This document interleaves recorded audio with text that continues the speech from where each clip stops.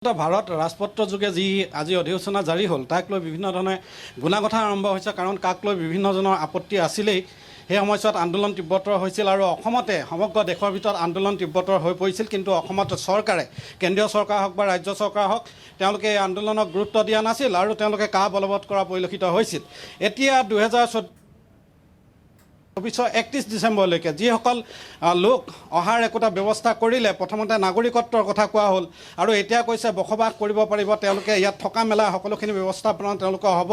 উপাৰ্জন কৰিব পাৰিব সকলোখিনি সুবিধা তেওঁলোকে লাভ কৰিব অৰ্থাৎ এই প্ৰক্ৰিয়াটো নাগৰিকত্ব লাভৰ এটা লিগেলাইজ প্ৰক্ৰিয়া নেকি যে তেওঁলোকক একোটা সময় দিয়া হ'ল নেকি 10 বছৰ যে তোমালোকে নথিপত্ৰ যোগাৰ কৰা তোমালোকে নাগৰিকত্ব লাভ কৰিবা পোনপটীয়াভাৱে জানিবলৈ যত্ন কৰিছোঁ নিশ্চিতভাৱে যে অসমৰ ৰাইজে স্বতঃস্ফূৰ্তভাৱে নাগৰিকত্ব সংশোধনী আইনৰ বিৰোধিতা কৰি সমগ্ৰ চহৰে নগৰে ইয়াৰ প্ৰতিবাদ নেতৃত্বাধীন চৰকাৰখনে গাৰ জোৰেৰে সংখ্যাৰ বলত নাগৰিকত্ব সংশোধনী আইনখন গৃহীত কৰি তেওঁলোকে কোৱা হ'ল 2014 চনৰ 31 ডিচেম্বৰলৈকে যিসকল নাগৰিকে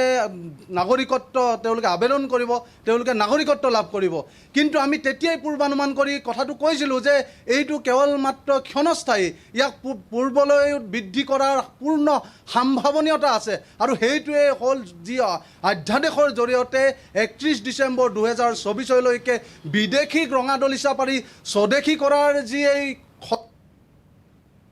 কিন্তু বিশেষকৈ প্ৰধানত ইয়াক বিপাঙত পেলাব অসমৰ খিলঞ্জীয়া জাতি হত্যাৰ ওপৰত আমি চৰকাৰক প্ৰশ্ন কৰিব বিচাৰিছোঁ আমি বীৰ লাচিত অসমে মুখ্যমন্ত্ৰীৰ প্ৰতি এটা প্ৰশ্ন কৰিব বিচাৰিছোঁ যদিহে কা আইনখন উত্তৰ পূৰ্বাঞ্চলৰ ইনাৰ লাইন পাৰ্মিট থকা ৰাজ্যকেইখনৰ কাৰণে যদি ভয়াৱহ যদিহে অসমৰ BTRৰ 5খন জিলাৰ কাৰণে যদি ভয়াৱহ যদিহে পাৰ্বত্য অঞ্চলৰ 3খন জিলাৰ বাবে ভয়াৱহ তেনেহ'লে কিয় অন্যান্য জিলাৰ কাৰণে এইখন সুবিধাজনক এই কথা মুখ্যমন্ত্ৰীয়ে কৈ দিব লাগে আৰু আমি কৈছোঁ যে 16 মেৰ পিছত বিদেশী তালি টোপোলালৈ অসম ত্যাগ কৰিব লাগে বুলি কোৱা এই প্ৰধানমন্ত্ৰীগৰাকীৰ যি আভুৱা ভৰা কথা সেই কথাই অসমৰ ৰাইজক পতিয়ন নিনিয়াই আমাৰ এটা স্পষ্ট কথা কেৱল মাত্ৰ পদলেহনকাৰীৰ ভূমিকা নলৈ কেৱল মাত্ৰ নিজৰ গাদী সুৰক্ষাৰ কথা চিন্তা নকৰি অসমৰ মাননীয় মুখ্যমন্ত্ৰী ডাঙৰীয়াক আমি কৰজোৰে প্ৰাৰ্থনা কৰিছোঁ যদিহে আপুনি খিলঞ্জীয়াৰ ৰক্ষক যদিহে অসমত সৰ্বকালৰ বাবে খিলঞ্জীয়া জাতি হত্যাই মূৰ তুলি জীয়াই থাকিব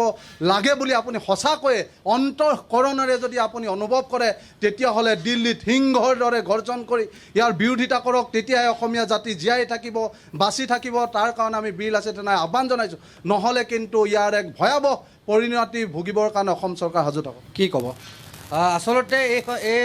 সিদ্ধান্তই কিন্তু অসমীয়া আৰু খিলঞ্জীয়া মানুহক বিপাঙত পেলাইছে অসমখন কোনো ডাষ্টবিন নহয় যে বিদেশী জাপি দিব হিন্দু বাঙালী আনি দিব বা মিয়া বাংলাদেশী আনি দিব অসমখন চৰণীয়া বিদেশী চৰণীয়া নহয় কিন্তু এটা কথা খুব স্পষ্ট যে 2019 চনতো অসমৰ ৰাইজে ৰাজপথ কপাইছিলে 5জন শ্বহীদ হৈছিলে প্ৰয়োজনত কিন্তু আৰু হাজাৰজন শ্বহীদ হ'বলৈ সাজু কিন্তু কোনো কাৰণতে এনেকুৱা ধৰণৰ ক'লা আইন ক'লা সিদ্ধান্ত কোনো অসম চৰকাৰ আইন কোনো অসমীয়া খিলঞ্জীয়া নামানে গতিকে এটা কথা খুব স্পষ্ট অতি শীঘ্ৰে অসমৰ আৰু অসমীয়া সুৰক্ষা ক্ষেত্ৰত কাম কৰক অন্যথা কিন্তু গাদী ফুৰাবলৈ কিন্তু অসমীয়া খিলঞ্জীয়া ঐক্যবদ্ধ হৈ আছে এইটো 10 বছৰ এটা সময়সীমা তেওঁলোকে পালে নেকি যে কাগজ পত্ৰ নথিপত্ৰ গোটাব CMে কৈছে যে 3জনহে এতিয়া নাগৰিকত্ব পাইছে তাৰ অৰ্থটো এইটো নেকি যে তেওঁলোকৰ কাগজ পত্ৰ নাই তেওঁলোকে সময় ল'ব 10 বছৰৰ ভিতৰত তেওঁলোকে লিগেলাইজ কৰিব অসম চৰকাৰৰ মুখ্যমন্ত্ৰী হিমন্ত বিশ্ব শৰ্মাই কথাই প্ৰতি কৈ থাকে এটা খিলঞ্জীয়া চৰকাৰ এটা খিলঞ্জীয়া ৰক্ষক কিন্তু আমি কামে কাজে এতিয়া ইতিমধ্যে প্ৰমাণ পাইছোঁ তেওঁ যে এজন অখিলঞ্জীয়া তেখেতে যে খিলঞ্জীয়া বিৰোধী থকা মুখ্যমন্ত্ৰী কথা স্পষ্ট তেখেতে 10 বছৰ তেওঁ কি সিদ্ধান্ত দিলে কাক সুধি ক'লে অসমীয়া ৰাইজৰ ভৱিষ্যত নিৰাপণ কৰে তেওঁ কোন তেওঁ অসমৰ ৰাইজৰ মুখ্যমন্ত্ৰী আসনখন দিছে তেওঁ অসমৰ ৰাইজৰ মুখ্যমন্ত্ৰী আসনখন দিছে মুখ্যমন্ত্ৰী আসন সন্মান ৰাখক খিলঞ্জীয়া মানুহ ৰাইজৰ বিৰোধিতাকৰণ নকৰিব খিলঞ্জীয়া মানুহ খং আৰু ক্ষুধৰ কিন্তু প্ৰমাণ নল'ব বাৰে প্ৰতি সেই কথাষাৰ স্পষ্ট আপোনাক এই মুহূৰ্তত ধন্যবাদ জ্ঞাপন কৰিছোঁ আপুনি লখিমপুৰৰ পৰা দল সংগঠনৰ প্ৰতিক্ৰিয়া জনোৱাৰ বাবে